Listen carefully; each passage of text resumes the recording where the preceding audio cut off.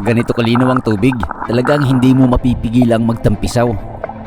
Ay, kayo pag pinunabya kayo, kinukurin na nga ni Kit. Bumiyahe nga kami ni Mrs. papunta sa bayan ng Hinabangan, Samar para kumuha ng ilang video clips para sa bago kong episode sa YouTube. Isang bagong tuklas at likas na yaman na may pagmamalaki ng bayan ang tampok sa vlog na ito. Mapapanood na ito mamayang alas 5 ng hapon sa June 25 sa LifePoint TV YouTube channel. Habang nasa Hinabangan, hinilip din namin ang ilan sa mga pasyalan at cold spring resort na matatagpuan sa gilid mismo ng kalsada gaya ng Burabud, Rock Garden, at ang Quarry Cold Spring. Pero may nakita kami isang cold spring na dito talaga ako napahubad. Ang maliit na bukal na ito, nasa gilid lang ng kalsada sa Barangay Mugdo. Sa sobrang linaw ng tubig, talagang hindi ko napigilang magtampisaw. Bukod sa malinaw at preskong tubig, ramdam mo rin ang matinding lamig nito na tila tumatagos hanggang buto dahil nagmumula mismo ito sa ilalim ng lupa. Ang bukal na ito ay hindi lamang isang magandang pasyalan. Ito rin ang pangunahing pinagkukunan ng tubig ng mga komunidad na nakapaligid dito. Dahilan upang lalo itong maging mahalagang likas na yaman para sa mga residente ng lugar.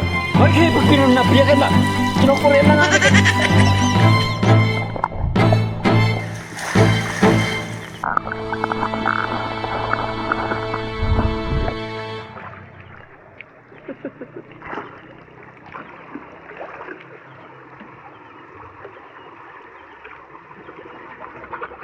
May bato na. Tanggal ako sa puwan.